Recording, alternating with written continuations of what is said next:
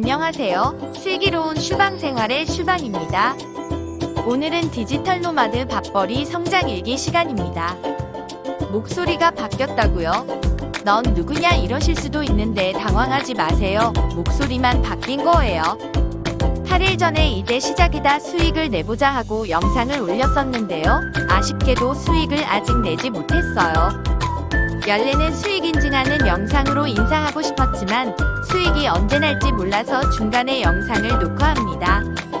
오늘 시간은 제가 공부하고 나름대로 제 방식대로 적용한 내용을 공유해 볼까 합니다. 이 방식이 옳다고 하는 것은 아닙니다. 저는 이렇게 하고 있다는 것을 공유하는 영상입니다. 그 중에서도 오늘은 구매 대행에서 가장 중요하다고 생각하는 수신 방법에 대해 이야기해 보겠습니다. 그 전에 먼저 제가 8일 동안 상품 등록을 몇 개 했나 알아볼게요. 먼저 쿠팡 음료 304개를 올렸습니다. 꽤 많이 올렸지요? 저 같은 초보셀러는 질보다는 양이다 생각해서 보이는 대로 등록했어요. 일명 닭등 작전입니다.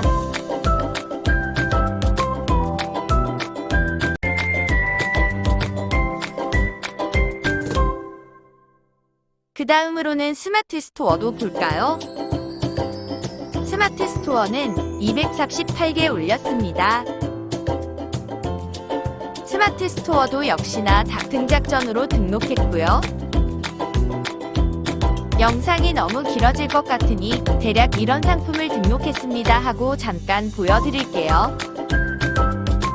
상품명에 신경을 쓰지 않고 올렸더니 요상한 제목도 보이네요. 무시무시한 단어도 보이고 녹화 끝나고 당장 수정해야겠습니다. 쿠팡 스마트 스토어 말고 11번가도 입점했습니다. 여기는 사업자 등록증, 통장사본, 통신 판매업 신고증이랑 인감 확인서도 필요했어요. 어제 동사무소 가서 인감 확인서를 발급받아서 11번가 셀러 오피스에 첨부했습니다. 지금은 승인 대기 중이라서 내일부터는 11번가도 등록할 수가 있겠네요. 저는 수신 키워드를 뉴스나 언론 매체들을 이용해서 찾는데요. 얼마 전에 전동 킥보드가 사고가 많이 난다는 뉴스를 보고 전동 킥보드가 사고가 많이 나는구나 조심해야지 에서 끝나는 게 아니라 더 나아가서 전동 킥보드가 위험하니까 보호장구를 팔아보면 어떨까 하고 접근을 했어요.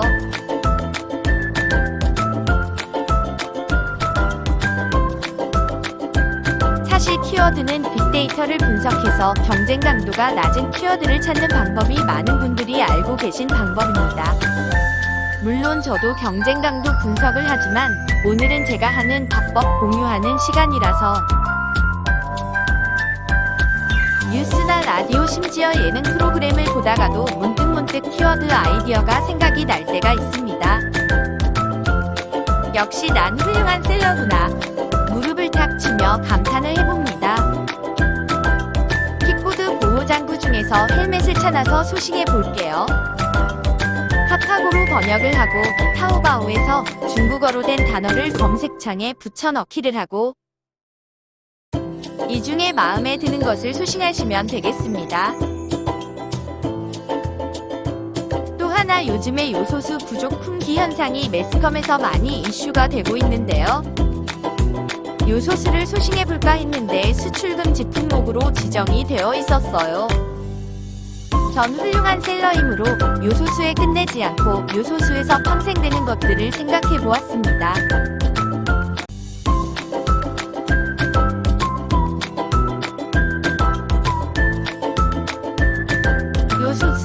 요소수가 부족하면 무슨 일이 생길까 하다가 요소수가 매연을 절감시켜 주다는 사실이 떠올랐습니다.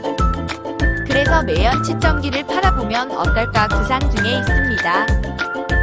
물론 팔기 전에 KC 인증이나 어떤 허가를 받아야 할 수도 있어서 알아봐야 합니다. 일단 매연 측정기를 검색해 볼게요. 누가 이미 팔고 있을지도 모르니까 저는 종종 검색해 보기도 합니다. 측정기는 판매하면 안 되는 물품이었네요. 전환법에 위법한 상품이니 혹시나 이 영상 보고 올리시는 분이 없으셨으면 좋겠습니다.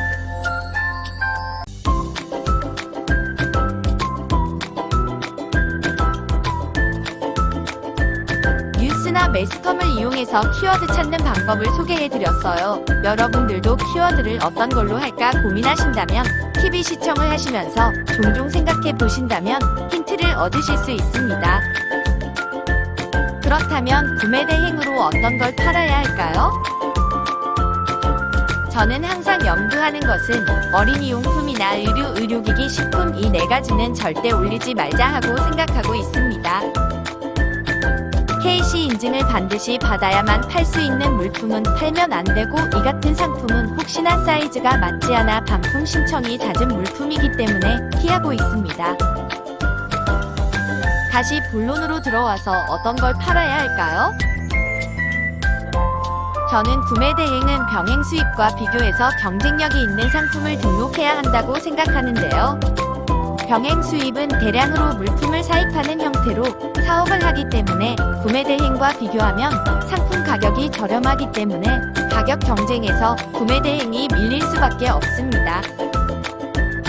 상대적으로 물건의 재고가 남지 않는 구매 대행은 병행 수입과 다르게 KC 인증으로부터 자유로울 수가 있습니다. 병행 수입은 창고를 두고 재고를 쌓아두는 형식이기 때문에 대부분 CK 인증을 받아야 하지만, 구매자가 개인 사용의 목적으로 하나씩 구매를 한다면 판매해도 좋다는 법안이 있습니다. 그렇다면 구매 대행으로 어떤 물품을 팔아야 하는지 어느 정도 알 수 있습니다. 대표적인 것이 식기류인데요. 병행 수입을 하시는 사업자분들은 식기류를 팔 수 없거나 팔고자 한다면 KC 인증을 반드시 받아야 합니다. 가격이 저렴한 병행 수입에 경쟁할 수 있는 제품 두 번째는 부피나 크기가 큰 제품인데요. 그 이유는 병행 수입은 창고에 100개, 200개씩 재고를 두고 판매하기 때문에 그렇습니다. 창고의 크기에 따라서 다르겠지만 쇼파나 장롱 같은 제품을 100개, 200개씩 쌓아두는 것은 힘들지 않을까요? 따라서 이 두 가지를 잘 활용해서 틈새 시장을 공략한다면 저의 첫 번째 수익이 발생될 것이라고 기대하고 있습니다. 마지막으로 공유해드릴 내용은 네이버 데이터랩을 활용하는 방법입니다. 들어가는 방법은 간단합니다. 검색창에 네이버 데이터랩이라고 검색하면 들어갈 수 있는데요. 이곳에서는 인기 검색 키워드들을 한눈에 볼 수 있기 때문에 자주 이용합니다. 요즘에 어떤 키워드들이 인기가 있는지, 사람들의 관심사가 어떤 것인지 볼 수 있어서 매우 유용한데요. 인기 검색어를 보니까 게이밍 의자가 먼저 눈에 띄네요. 좀 전에 이야기했던 조건 중에 부피가 큰 제품과 게이밍 의자가 조건에 잘 부합되는 것 같네요.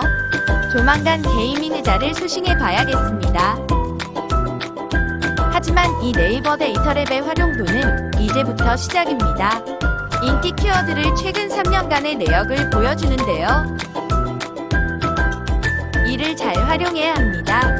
이게 무슨 말이냐면, 예를 들어서 작년 12월에 인기 있었던 상품은 올해 12월에도 인기 있을 확률이 매우 높습니다. 이것을 활용해서 미리 준비한다면 충분히 판매가 이루어질 것이라고 생각이 됩니다. 이제 겨울이니까 슬슬 봄 상품도 알아보면 좋겠네요. 이상으로 물건 한 개도 못 팔아본 초보셀러의 공부한 내용 공유하기 시간을 가져봤습니다. 구매 대행이라는 것이 진입 장벽이 높지 않고 재고가 남지 않아서 비교적 적은 자금으로 시작할 수 있지만, 그만큼 많은 사람들이 도전하고 있기 때문에 레드오션이다라는 말들도 많습니다. 하지만 대한민국에 레드오션이 아닌 분야가 없다고 생각합니다. 공부하고 노력하다 보면 길을 찾고 판매까지 이루어질 것이라고 생각합니다. 판매가 안 된다고 낙심하지 마시고 뚝심있게 저와 함께 나가보시지 않으시겠습니까? 이상으로 디지털 노마드 밥벌이 성장일기는 마무리하겠습니다. 다음 시간에는 판매가 이루어져서 판매 인증과 주문 후 처리 방법까지 올리게 되었으면 좋겠습니다. 그 시간이 오기를 바라면서 이만 물러가겠습니다. 구독과 좋아요, 알람 설정 부탁드립니다. 모두들 안녕.